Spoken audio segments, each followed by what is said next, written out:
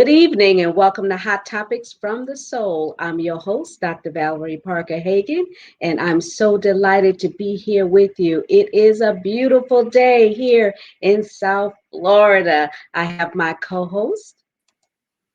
Good evening. Dr. J.R. Thicklin here with you. And on this beautiful Tuesday, it is a time to just really enjoy the spring and enjoy the newness, what is happening around us. Talking about spring, it's spring break here, and where Yes. it is a mess in Miami. All over the news, you see people are influxing. It's like there's no virus, nothing is going on. It's like a haven for the pandemic. Absolutely. It gets that way in South Florida, particularly in Miami. Spring break, everyone is like headed south. If you don't believe it, try getting a rental car right about now because the fact they're all coming here. So, you probably pay $200 for a bicycle for 3 days because of the fact everyone is headed here, totally oblivious to the pandemic still going on. Wow, it's just amazing how just with a switch that people feel everything is okay. And unfortunately, individuals feel that if they got their shot, then they can just go out and everything is going to be far and dandy and everything is going to be like it was back before the pandemic, but that's not true. I want to remind everyone that it has constantly been reported that just because you have the shot does not mean you're immune to getting the virus or spreading it, because you can always have the virus and not have any symptoms because you're asymptomatic. So please be mindful of people around you, especially your loved ones. If you don't care about that, think about your loved ones that you may expose to the virus by you being reckless. Exactly. And we still can enjoy the privileges and the benefits of life. We can enjoy them being careful and being safe because we rather be able to talk about things that are positive and things that we can reminisce on than to be talking about, good old auntie, she was a good person, or uncle, Uncle Ray Ray, he's gone now. No, we want to be safe and we want to do the right thing because we want to be around. This past year should have taught us all a lesson about the frailties of life, really the vulnerabilities of life. And so we have to do all we can while we can, regardless of the vaccination or not. I'm happy about it. I plan on getting it next week, as a matter of fact. But I'm also looking forward to the fact of being able to enjoy life and not put anyone else in danger. Okay, I'll check you out in a year. The verdict is still out on me about the shot. Just make sure no aliens show up the week later, right after the vaccine, right? The verdict is still out. So I'm just gonna see, it's because everybody has their own opinion, and I'm not going to down anybody that does take it, but I told my husband I'm buying a bat by my bed in case he turns on me. I'm quite sure he's gonna be just fine. Well, anyway, I have a dear friend that's joining us tonight, and it's not just released, but in the past year, she has released a book called Celebrating Me. I had the opportunity of meeting her years ago through her sister, Sylvia Donovan. And I tell you, from the first time we met, there was such a connection. It's like I knew her all my life. And I want to introduce to you Johnnie Greene, author of Celebrating Me. Hello, Right. everybody. How are you, Queen? I'm wonderful. How are you today? I am so good, especially that you have joined us.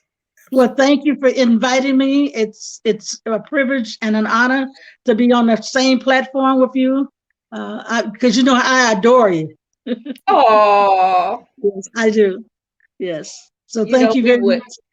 we were talking, catching up because we haven't spoken, and we were catching up just prior to coming live, and you were telling me about your age, and I was like, wow, it's just unbelievable. But I know that tonight you will share some pearls of wisdom to so many thousands of women out there who felt like giving up, throwing in the towel, and saying enough is enough, and who've gotten stuck in life because of life happening to them, who got stuck and are still stuck and don't Mhm. know how to push through. And Yes. I'm sure that you will be able to drop some pearls of wisdom on them because of the fact that you've had an extensive life of so many things. You've dealt with, domestic abuse, grief, obesity, so many different things, and, starting over, losing everything and beginning again. And so many women don't know how to shift once they've been in that hole. So, Mhm. celebrating me, why did you feel it necessary to release this book at a time like this? I have to give all the credit to my sister and publisher of Chocolate Diamond Publishing Company, Sylvia Donovan Hine. I had worked on this book 3 years prior to releasing it, but I also taken 2 years and I did a lot of traveling, and I was going to do a book on traveling. And when it got to the point to put the book together, she said, we should do a book on your life story. Let's do the travel later because it'll take longer to release it. And so I said, okay. And so she said, you know what? You've been through so much. Why don't we call the book Celebrating Me? And I'm like, fine, we'll do that. So it was like God was using her to lead me. And then by the time we got the book finished, it's like, oh my God, if I had done my travel book, who's going to want to travel? Who's going to want to buy a book on travel at Right. this point in time? So Sylvia was a big inspiration in that title because of what all I've been through. She felt it's time for me to celebrate me because I've celebrated so many other people's during my lifetime. Yeah. I Yes. also, in reading some excerpts from your book, I see that from a young age, you felt like different from other people. Yes. Explain that, because so many men and women, Jay, I know you can attest to this, Absolutely. it's like you feel like a fish without out of water. Things aren't, everybody is around doing their thing, but you're different. What did that look Yes. like to you? It's very painful, a lot of hurt. Um, you don't feel good about yourself. One of the things that happened in my childhood, my mother got pregnant with me when she was 17. There's a lot of stuff that went on with that, and it's in the book. And I actually spent 2 years with my great grandmother and grandfather because she got married and went to a different city. And so when she came back, I was 5, and really I didn't remember her. And some of the things that went on after that was very painful for me because we ended up moving from my grandmother. That was very painful. I started working when I was 11 years old. I was spending the night with a lady because she was a diabetic. I had to deal with the racial thing part of living in the South, coming home at night, having to cook. Um, People's looking at you like, you know, uh, you're not good enough. You're not part of it. And when I say that, one of the things is I saw my father when I was 7 years old, and the next time I saw him, I was 17. So I carried Wow. a lot of pain from not knowing my father and not having him in my life. I had a good stepfather. He was so amazing that he even bought me a car when I was 16. But still, I had that longing for my biological father. So there was pain there. And with living in the South, and when I got to be 13, I was cooking for the whole household. I'm the oldest of 6 children, and at that time there was 4 kids in the household. So picture me, 13 years old. I'm having to get up and cook before I go to school, and then once I got done cooking, I had to do a load of laundry because my mother was pregnant again. She was sick. She couldn't help it. So I had to pitch in.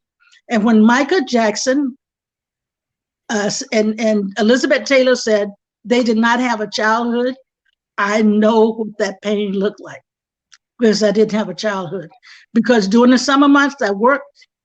During the weekdays when I wasn't cooking at home, I got a reputation for being a good cook. I would go out and I cook in other people's homes.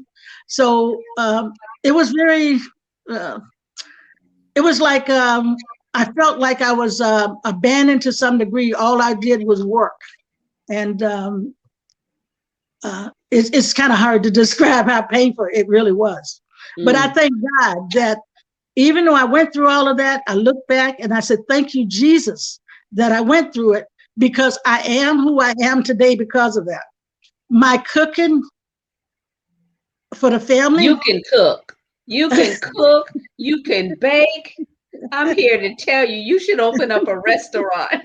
I've had 5 of them. I've had 5 of Wow. them.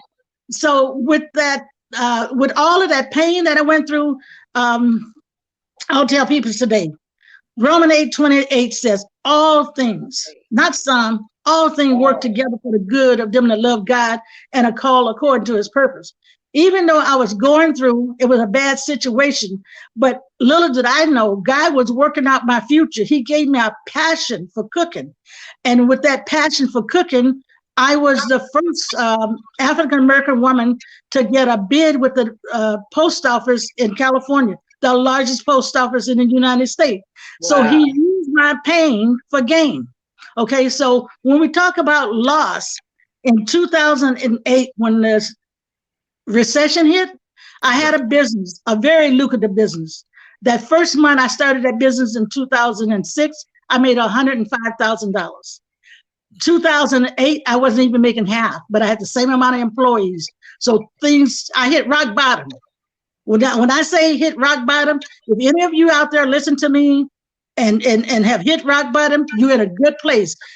Because you're in the valley right now, get all the moisture that you can, because when he brings you back up on that mountaintop or wherever he lands you, you have all the nutrients you need. I can say now that this is 2021. My life is totally different than it was in 2008. God restored me. And just like he restored me, he will restore you too. He has no respect of a person. Right. So I've dealt with abuse. I've dealt with all of it. And I have joy and I have peace.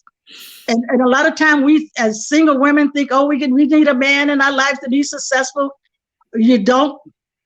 I have been single for 21 years, come September 18, and I am having the time of my life because I spent the time to get to know Johnnie.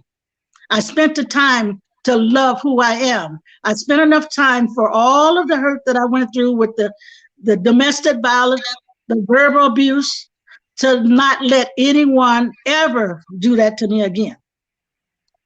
So would you say, and it's incredible because, I don't have your book yet and I can't wait to get it because you talk about celebrating me. And, Yes. The conviction I hear when you tell your story, it really indicates the fact that you have reached this place in your life. I mean, you talk with this conviction of peace, this conviction of, and listen, you talk about the traveling book, you taking us on a journey right now. I mean, we're on this journey with you and we're seeing you talk about pain, loss, but regaining and celebrating yourself. And so one thing that you said that sticks out to me, and I know many also find themselves there.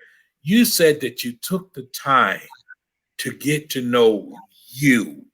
And Yes. Getting to know you, let me ask you, in that process, was there time that you basically, if you would, settle within yourself the fact of, number one, hey, I'm not the cause of that abuse. Number two, I'm not the one who enacted that. Was it a point where you was pulling back layers, forgiving yourself for certain things, and yet it's still reassuring yourself? Or what was that like for you? You know what? It was painful when I looked at how I allowed some of the things that happened to me. And when in the Bible, it says, when two get married, you become one. Right. Okay.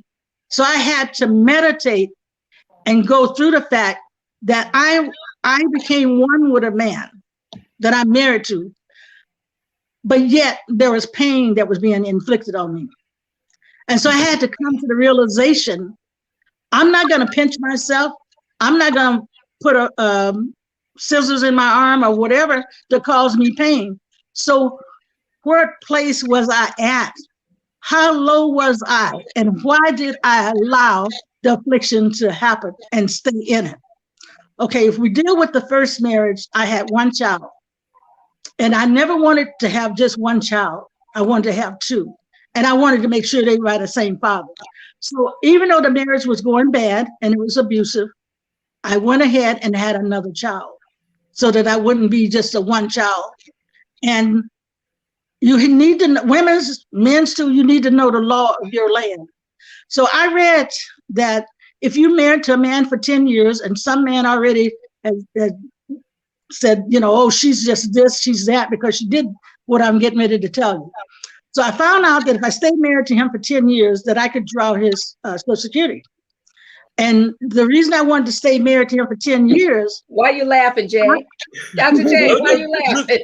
You talk about hot topics for the soul. This is hot nuggets. I encouraged him. He had 2 years of college. He went into the Korean War. And when he came out, I met him.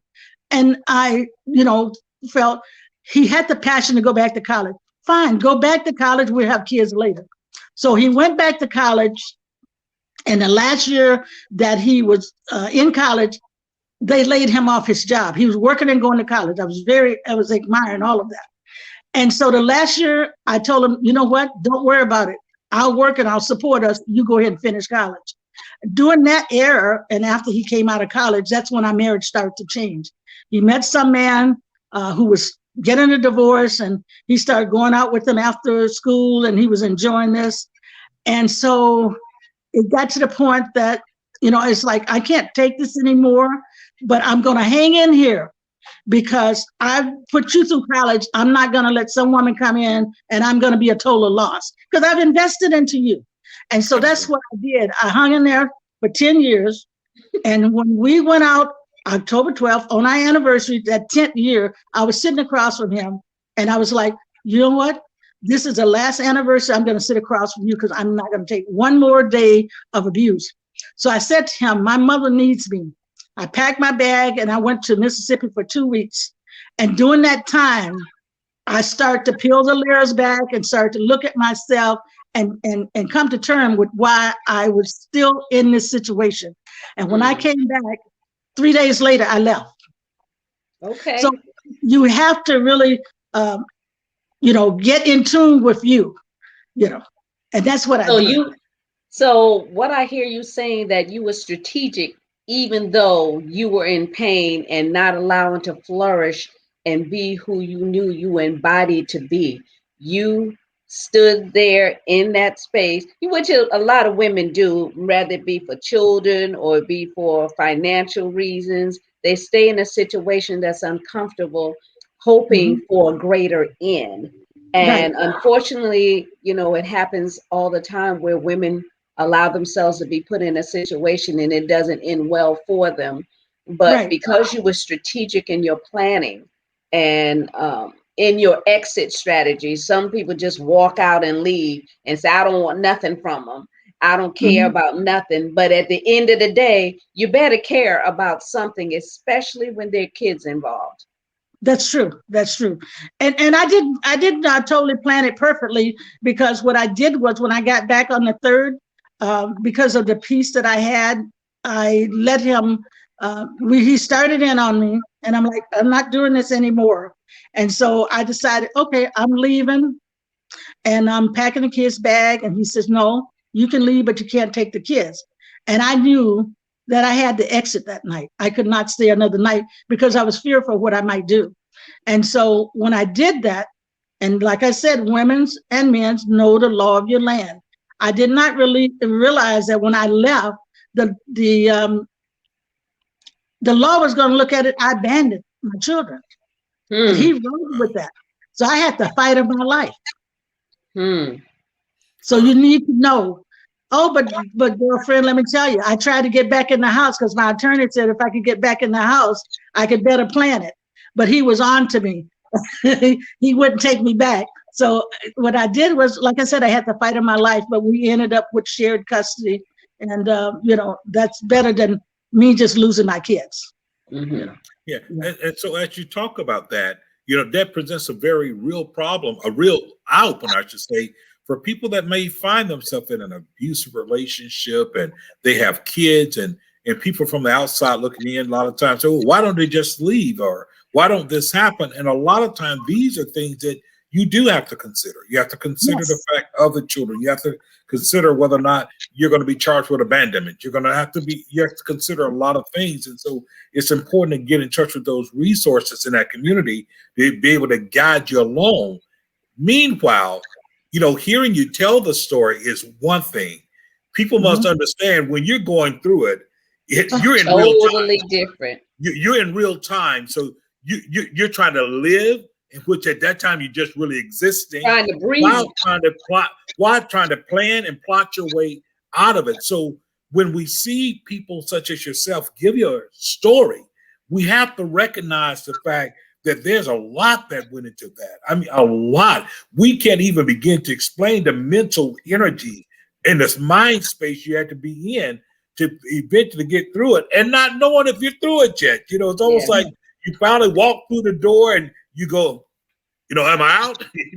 And so I have to applaud that, because the fact you're learning lessons within lessons. The fact that, hey, my babies, I'm not about to let my babies just go like that. I got to fight this. So compromise was a part of it, and yet it's still the compromise was for the greater good. Yes. And also the level of pain. And let me say this, ladies, don't be afraid to walk out if you're being physical and mentally abused. And the reason I say that, when you stay in it, the kids know what's going on. They can feel what's going on. And I think it's more damaging to your kids to see that than to remove them out of that situation, or remove you out of the situation. Because I actually worked with a young man who parents got a divorce after he got grown.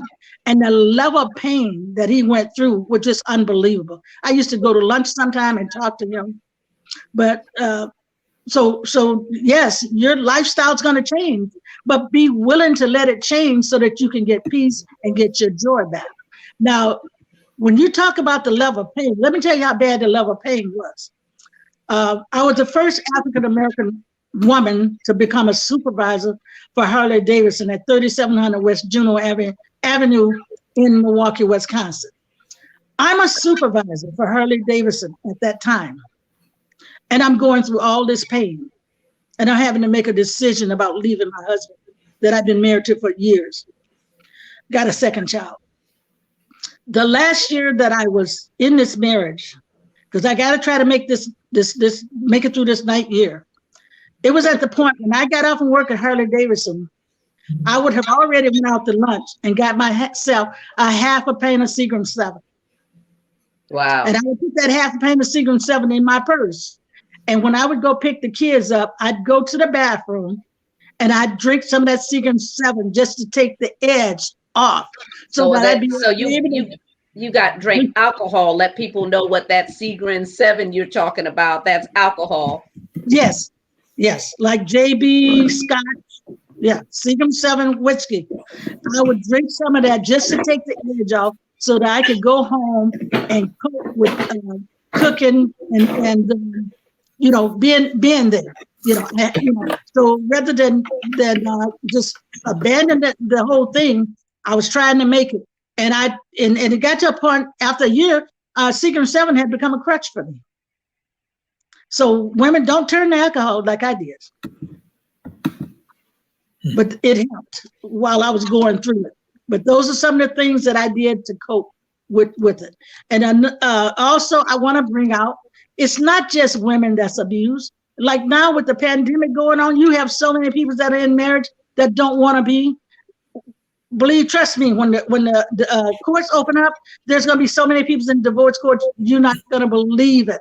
Yeah, because they don't even like each other and they're in the same house. Yes, So it's just unbelievable, the level of stress. Yes, while I was going through my divorce and trying to make sense of everything that was going on, my boss called me in because he noticed there was a change in me. And he told me, the company paid for a psychiatrist. And, we don't usually go see psychiatrists. Right. But honey, I taken him up on it. I went to the psychiatrist, and come to find out, the psychiatrist and I was going through similar. And I just like, wait a minute. Yeah, rewind that one. Wait, you went to see a psychiatrist and he was going through? Yes, because he and I both was getting a divorce, and like, say for instance, when it's my time to have the children, I take them back. It was like, you're too early, you're too late. It was always a problem and an issue, and he was having the same thing. So it's like the psychiatrist and I was bouncing off of each other, and it truly helped me. And I'm like, God, look at you, how you supplying all my needs according to your riches and glory. Wow. So if you need that's not the last time I've been to one, because it really helps. Sometimes you just gotta have somebody to talk to. Mm-hmm. And I really appreciate your transparency. It's interesting because regardless of what profession we're in, we're still people first, right? We're still human first. So the psychiatrist going through the same thing. He probably found a support in you as much as you found with him. We became friends. You became friends because it's a point of identity. But something that you said that I think is so important, and we've done a lot of work, and I say that myself, Dr. Val, and others, is to really, especially with our community, to get them to understand that there should not be this stigma because of the need of mental health or mental health help or to need assistance. Surely, if you was dealing with heart palpitation, you would go and see the doctor because of the fact you're dealing with heart palpitation. Well, when you're going through the abuse, the mental, the emotional abuse, and all the trauma that comes with that, yes, kudos to your job who suggested the fact that we pay for it. And there are a lot of people that listen to us right now. Their jobs pay for mental health, for counseling, for therapy. A lot of people don't know they have that. And they don't even realize it's in their coverage, or they don't take advantage of it. But the reality is that you need to do so. You need to find it to be the case. And if you're a good therapist, a counselor, clergy, whatever, you need a counselor. You need someone that you can go to, and because it's healthy for all of us. Beyond the faking till we making it, some things we can fake it, but so far because it shows up in other parts of our life. At first I heard you say that, man, what was it, the Seagrams or whatever it was? You was turning it up for what? You was turning it up because of the fact things are coming from every different direction. Yes. There are some people that are destructive, meaning the fact they're turning up ends up being physical violence, ends up being some type of abusive thing that are much more dangerous. And so I applaud you because the fact you took that next step. Somebody listening today need to understand they can take the next step. And they don't have to wait till after the pandemic because there's so much telecounseling going on now and get the help that we need. I mean, just look at you. I mean, I hear the confidence. I see the peace. I mean, listen, celebrate me. Let's get to that chapter. I want to celebrate. Oh, you know what? I cannot leave out my second marriage. I was getting ready to say you did it again. So when did you get a reboot? How did that come about? Oh my God. Because you're a bit of a daredevil. I think I still, sometimes feel like I had an out of body experience with that marriage. I was a manager and I hired this man to work for me. And I have made a pattern. I don't date employees. Okay. So something happened with my car. He followed me home. And so I didn't have a car that Sunday. So I invited him to go to church so I'd have a ride. And so he went to church with me. So I'm trying to hook him up with one of my cousins. So when we get back, he said, can you come in? And so when I went in, he says, I'm interested in you. I'm not interested in who you're trying to hook me up with. So things just started to move kind of fast. He was a minister. And believe it or not, within 6 weeks, we were very compatible, very, very, liked a lot of the same thing. We were married in 6 weeks and I catered my own wedding. And we got married on Friday, June 13th. Everybody in town just about came to the wedding uninvited because they wanted to see, because he was known as Val, that bad boy, turned minister. So then after we got married a year, we moved to California in 1987.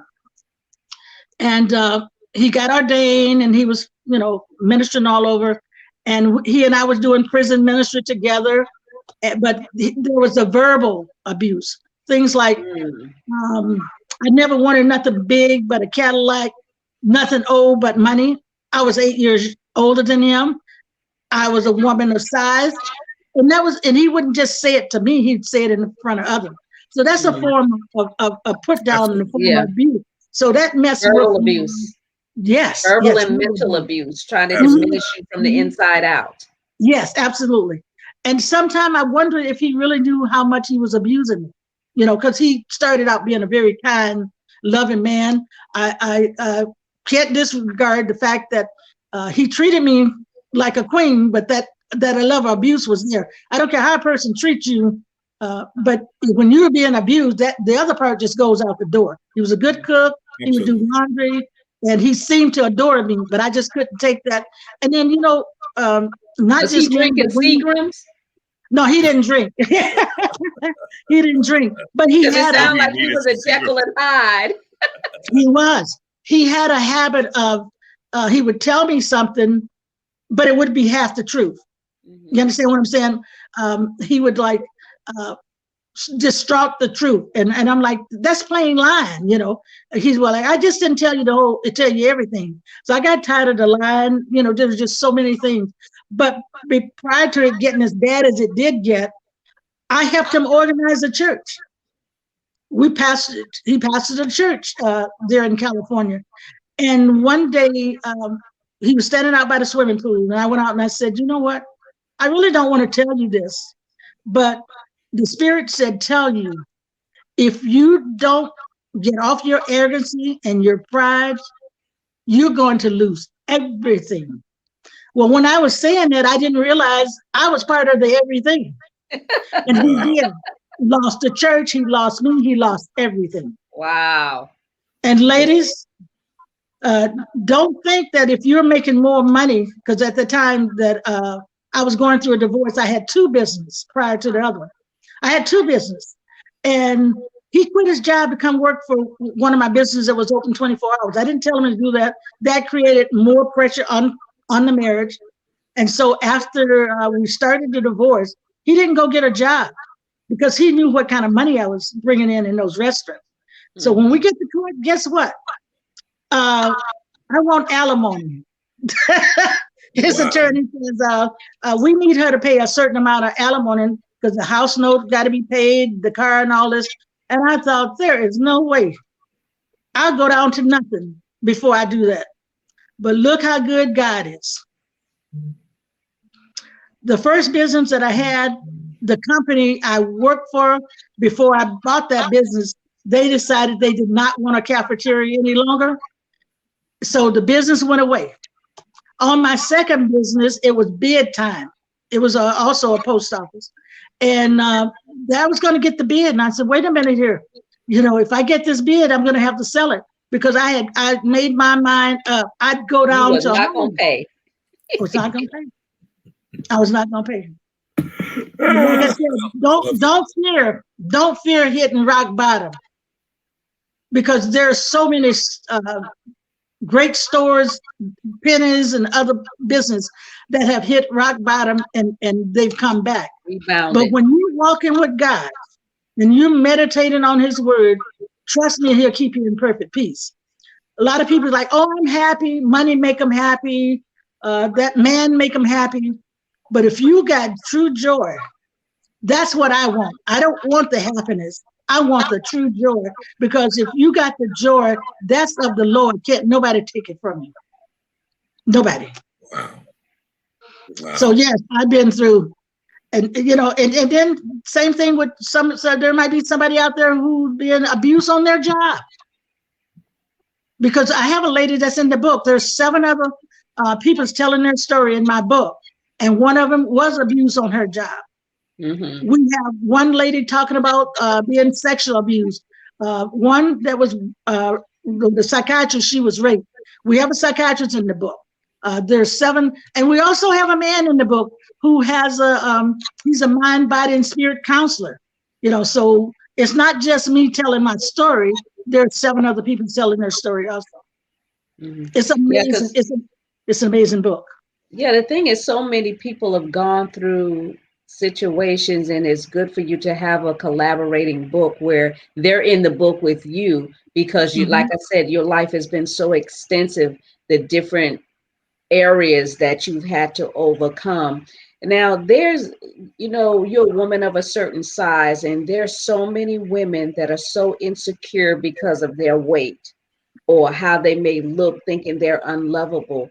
But speak to that. How did you overcome that insecurity to arise up and not just marry once, but twice, and have some tricks on the side? Oh my gosh.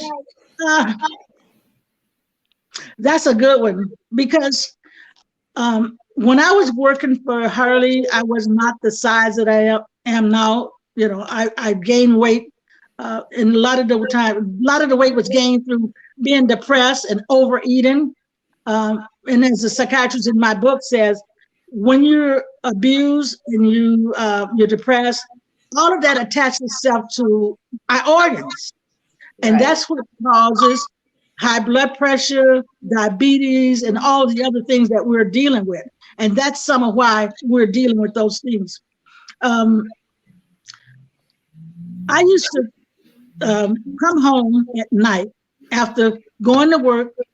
I'm the supervisor of 2 shifts at Hurley, 17 young ladies that are working for me. And I came home and I felt like a nobody. So I would sit there and I'd eat a candy bar. And it was like that little demon sitting on my shoulder saying, you know what? You're nobody. You're never going to lose the weight. So I eat a second one. So I was actually in a mode of self-destruction. Right.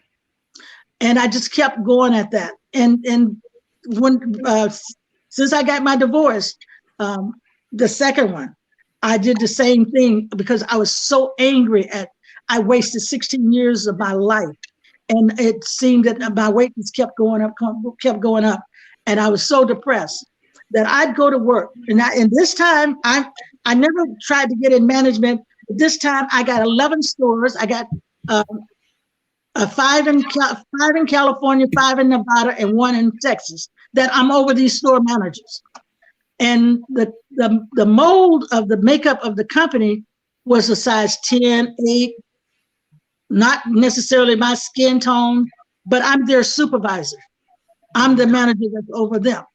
And so I stuck out like a sore thumb. So I was very successful. My team was one of the most successful team in the whole group. But even though I'm successful, I had let myself get to the point where I felt like a nobody. When I went home behind those 4 doors, I was depressed. I was an introvert. But I can tell you, I started working on this book 3 years ago. I started recording it at Sylvia's Donovan house.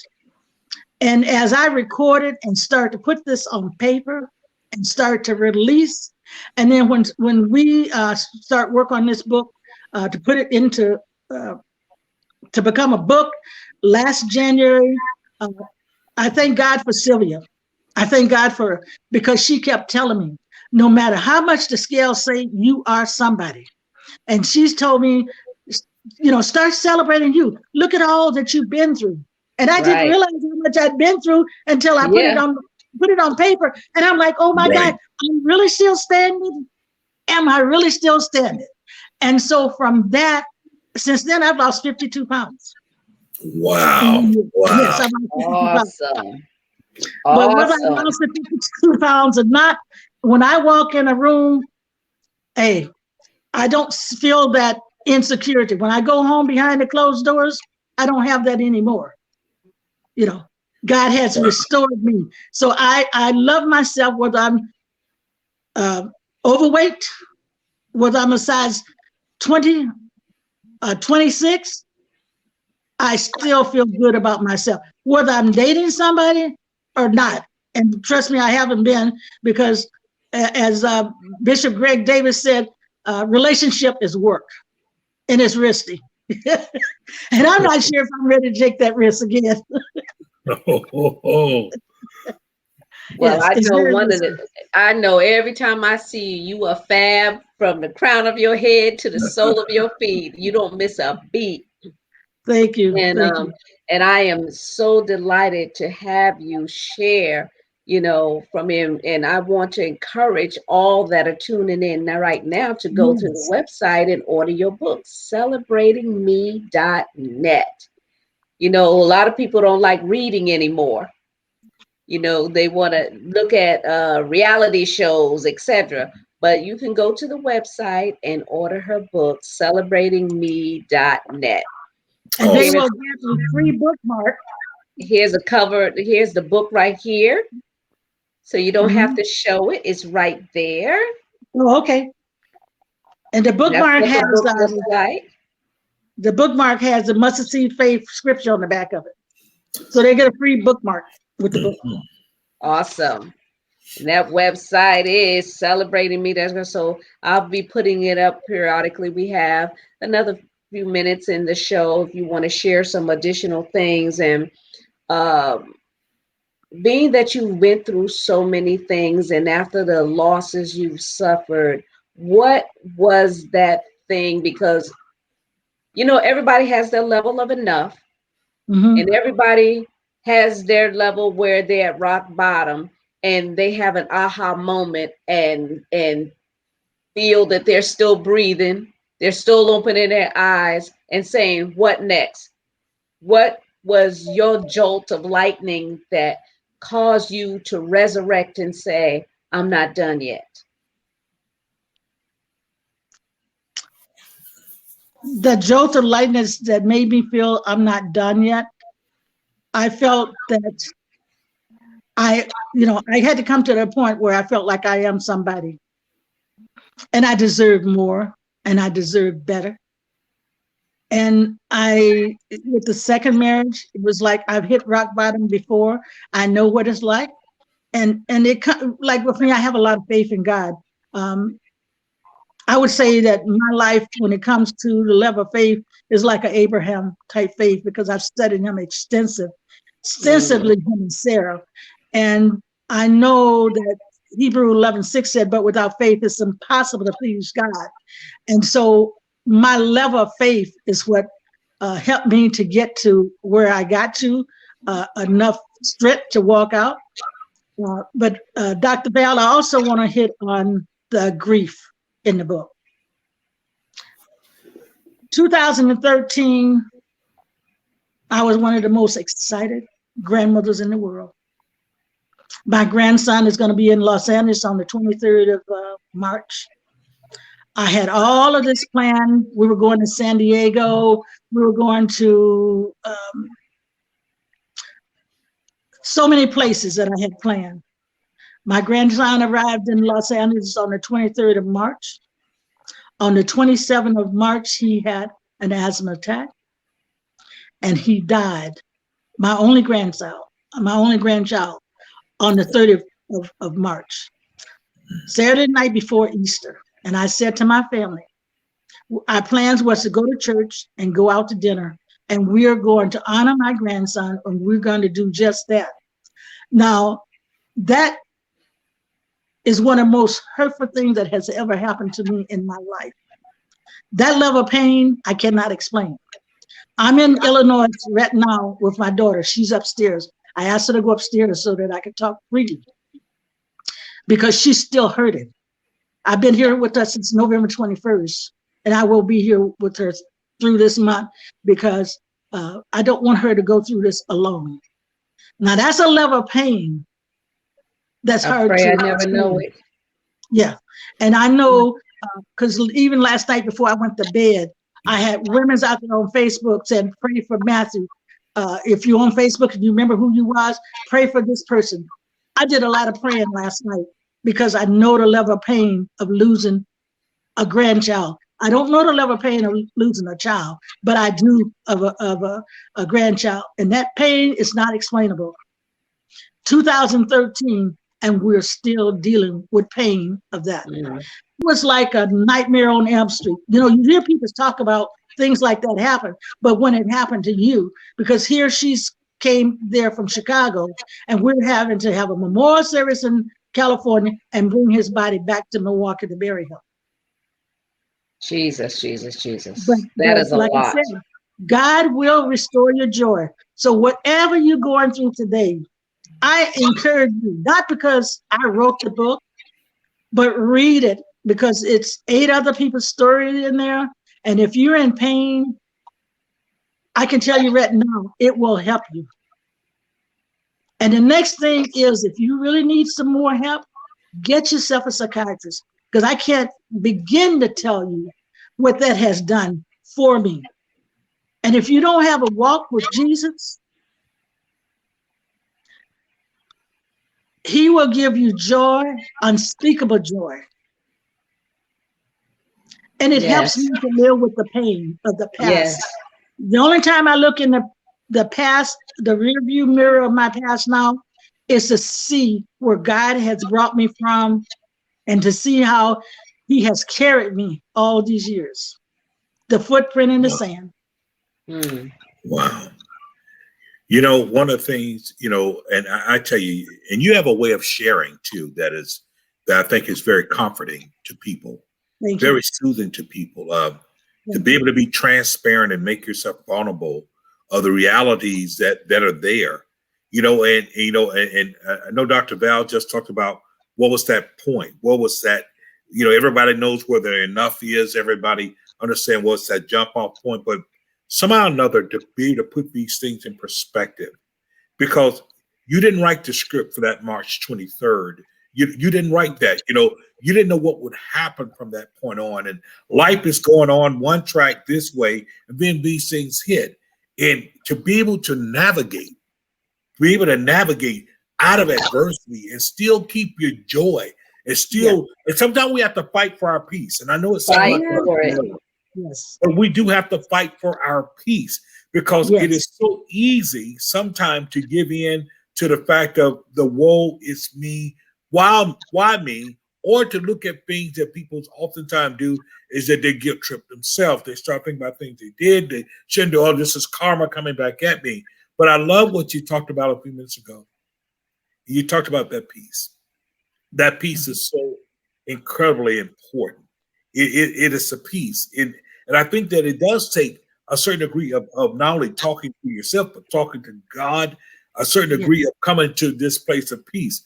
One of my favorite passages deals with Philippians, where he says, and the peace of God that surpasses all understanding shall keep our hearts and our minds through Christ Jesus. Now, the incredible thing about that is that when that happens, it's almost unimaginable to even, you're sitting there saying, well, I should be sad, I should be mad, I should be, but something about that peace that seemingly just embraces you and it stabilizes you. But then you did something with the peace, because I think that once you found that peace also became somewhat of a guide. I call it a stabilizer. Mm-hmm. It stabilizes us to be able to navigate the water, because we have to remember something now. When Jesus was out there on the sea and he spoke to the raging wind, he said this, peace be still, which is an interesting phrase, peace be still. Right. It's almost as if he called the very roar out of the sea and basically commanded peace to take over. And when we're able to do that with our lives, we'll reach a place where you've reached in writing your book, Celebrating Me. And I love it, because the fact you didn't just talk about all the good things. You talked about all the things that led you to where you are. And out of all that I've been through, I'm celebrating me. I'm celebrating that I'm here. I'm celebrating that I've overcome. I'm celebrating that I have mastered some things. I'm celebrating the fact that I'm not the same anymore. I'm celebrating that even my losses has contributed to my successes. Oh, yes. Hallelujah. Yes. Yes. Wow. Yeah, it is true that a lot of times you will have to lose in order to gain. And Yes. you're talking about biblical and one growing up. My first introduction to the Bible was the book of Job. Oh I wow. read that over and over, and you just couldn't tell me in my teens that I was being slaved. That I mean, I had my heart broken, and I was Yes. like, "Oh my God, why does this hurt so bad?" And we go through situations like that, thinking it's over with, and here it is. I'm like over 60 now, and God has still been faithful. But when you're going through the process, it's like you can't breathe. You're like trying Mhm. to catch air and keep your heart moving. And I would always hear, "Though you slay me, yet will I Yes. trust you. Yes. Yes. Yet will I trust you." I don't know Yes. what tomorrow is going to hold. I don't know what next year is going to hold, but I got to trust you. And when you do that, you take that burden, that weight off of yourself, because you believe in a power greater than your own. And Yes. see, when you believe in a power greater than your own, there are no limitations. That's right. No, Absolutely. There are no none. limitations to what Mhm. is possible. So, No. those that are listening, men and women, this isn't just for a woman show. This is about men Right. Absolutely. and women that have That's it. reached their point of breaking, where they feel that they can't go on, that life is over. They've been stripped of everything during this pandemic. You've lost your home, you lost your job, you lost your car, even that relationship that you held so dear, but you Absolutely. still here, you still have you, and you are Yes. always your greatest asset. Yes. Always. That's something nobody can take away. Nobody can take you away from you. We can give ourselves away. Right. Absolutely. We can give ourselves away, but can't nobody take you from you. Even if you're in a hostile situation, your mind can still be free. That's right. Totally free. And Dr. Val, as you were talking about Joe, one of the things that keeps me daily and has kept me is because I have read the book of Job so many times. Woo. And I have made it. And if you in the audience doesn't know what we're talking about, read the book of Job, because I have made it to my 42nd chapter. Wow. He gave Job more than he had before. The enemy came in and took and took and took and took, but Job didn't cuss God. In And abundance. Job, oh God, he hung in there till the 42nd chapter, and he gave him double for his trouble. And that's where I'm at. I'm past my 42nd chapter, and I am enjoying Mm. going through all that I went through. I have made it. Thank you, Jesus. You know what I appreciate about you inside of the night? You did it about 3 or 4 times. As much as you as a woman told your story, you kept saying, not just women, but men also. And I Yes. could appreciate you saying that, because the reality is that we as men sometimes have this false sense of what masculinity means. Hmm. Yes. This Yes. false sense of masculinity. And so inside of it, we think that means that we shouldn't feel pain. We Right. should endure setbacks. We should not feel loss. But that's absolutely incorrect. You That's know, right. you know, loss is loss. We hurt. Yes. We hurt. Whether it's divorce, and one day I'll talk about that. I'll talk about it. I'm quite sure that'll be a bestseller for a little bit. But the loss that goes into that, the hurt, the pain, sometimes the Yeah. embarrassment, the Yes. Yes. rebuilding, the sense of failure, all of those things come within it. And somewhere along the line, you have to be able to face it head on. Adversity introduces a man to himself, but the Hmm. man has a response inside of it. And my response is not to act like I'm the coolest cucumber that's on the tree, but rather than to recognize the fact there's some pain here that I need to work through. There's That's some right. healing that needs to happen in my healing. Watch this.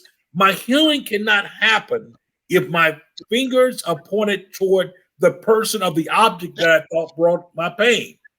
My Mhm. healing must happen when I look up and understand who that is omniscient, who knows all. And that's where Job really found himself. I realized, you know what Job was able to say what he said? Because Job understood this, that all that he had prior to the fall and loss, God had given it to him. He had given He it did to nothing to warn it. him. God had given it to him. So if God knew what he was doing, watch this. The first few chapters, God knows what he's doing. The rest of the Yes. chapters of your life. What he say? He And knows the way that I take. Yes. exactly. He Yeah, he knows said he exactly. knows the That's way why he that was I able to take. say exactly that. He knows that. And so when we get to that point there, because all that other stuff oftentimes is the enemy trying to bring about the sense of self-condemnation, pride, making you feel like you're defeated. I'm not defeated. I learned a definition of struggling that I really appreciate. The fact that I struggle, or that you're struggling through something, somebody need to hear this, is Yes. the fact that you're struggling is not necessarily a negative. The fact that you're Mhm. struggling, meaning that you haven't died, that you haven't stopped trying, you're still Yes. moving, you still Yes. got life inside of you. And I'm Mhm. telling you, that caterpillar struggles to get out of that cocoon before it develops its wing and become a butterfly. So if you're in your struggle, consider it a place of your development, a place of a birthing, because you shared your story tonight. And I'm telling you this, look here, we might have well have had all of them, Dr. Seuss, Mr. Rogers' Neighborhood, because you made it feel that way as you shared your life and your story. Mhm. What we have to understand, you showed us through your story tonight, you went through different chapters, you went through Yes. different seasons, and yet and still, you came out. You came Yes. out. There's a birthing each time you came out. And that's what we have Yes. to understand. Celebrate where I am. I might not know what tomorrow will bring, but I'm going to celebrate all today that I have, because Yes. today is what I have. Yes. Dr. Val, I want to say just one other thing. When I was back in Mississippi after my last divorce, I was a non-emergency driver, and I had this customer who had moved from St. Louis to Mississippi, and she had some health challenges. So I was taking her from Talatown, Mississippi, to Gulfport for treatment, and we were on our way back, and it was a really bad storm. And she said, "Are you going to pull over? Are you going to keep going?" So an 18-wheeler passed me up, and I says, "I'm going to put my blinkers on." He has his blinkers on, and I'm going to follow him. And I said, "We'll probably run out of the storm if you just keep going." And when we got out of the storm, I looked back in the rearview mirror, and it was still storming. It was still dark. It was still lightning and thundering. And I told her, Wow. "Look back." And I told her, "Forget about St. Louis. You're here now. Make the best of this season. This is My a God. season where God got you. So make the best of this season." And Wow. that sticks with me. I was telling my daughter about that last night. And I was telling her, "Honey, if you just only look back in the rearview mirror to see where God brought you from, because we're in different seasons. If I'd have sat there and did nothing, who knows how long I'd have stayed in that storm, but I kept Absolutely. Mhm. moving." So I'm speaking to you today. If you're in a storm, just keep moving. Trust Keep me, moving. God does not have any respectable person. I don't care what your bank account is, how good you look, if you're driving a Mercedes or if you're driving a bucket. He has no respect of a person. What he did for me and the joy he has given to me, he'll give the same thing to you. So keep moving. Don't forget to keep moving. Wow, that is Wow. powerful. Thank you so much for sharing. You're And welcome. Dr. J, I told you she was a bad girl. Listen here, I could sit here all the time. Listen, I'm telling you, just come out. Come on, kids, gather around. Because Well, this like has I been said, a I great will be in your time. town sometime between September and the following September, and if anybody need me to come speak, because I have speaking engagement already, just contact Chocolate Diamond Publishing Company, and let me know that you want me to stop in your town, because I'm going to be I'm going to be going to all the states except for Hawaii and Alaska this year and next year. Wow. So I Okay, want and to give here them is the all the cover of benefits. your book, Celebrating Me, which is so beautifully done. And Thank you. those that want to order the book, they can always go to your website and also contact you there as well as far as speaking engagements, or if you want to do a book signing, they can go to Yes, that website and put in their information and they will get a response and get you on this schedule. yes, absolutely. Awesome. Mm. Well, it has been a great show, as I said, and I appreciate you taking the time out of your busy schedule Oh, to you're join welcome. me and Dr. J tonight. You've Thank you, shared a and lot Dr. of J, for having me. information that I Yes, know that will empower so many people that are stuck. I think you freed some people tonight, I hope and so. I appreciate that. I prayed before I got started. I said, Lord, anoint the words that are coming from my mouth. Let somebody else get the joy that I have, because that joy you gave it to me, and I know that the anointing is what breaks the yokes. So somebody got set free. Thank you so Wow. much. And I want to encourage you all to become a soul partner. Go to my website from thesoulofAwoman.com and be a soul partner. What does that mean? That means that you're strengthening my hands to continue to do what I'm doing, not only at the radio show that you're listening to, but also in the community. And my foundation serves domestic violence and children in single parent homes. That's my heart. That's my passion. So you can be a soul partner to help me to continue that work that I'm doing. And Dr. J, you can reach him at www.jrthicklin.com. He is doing a powerful work. He also serves in domestic violence. He's a minister of the gospel. He's a teacher, a coach, a trainer, and he's available too. So be sure to visit his website as well. And again, don't forget to get that book at Yes. celebratingme.net. Good night and Good God night. bless. Good night. God bless you. Thank you. Good night.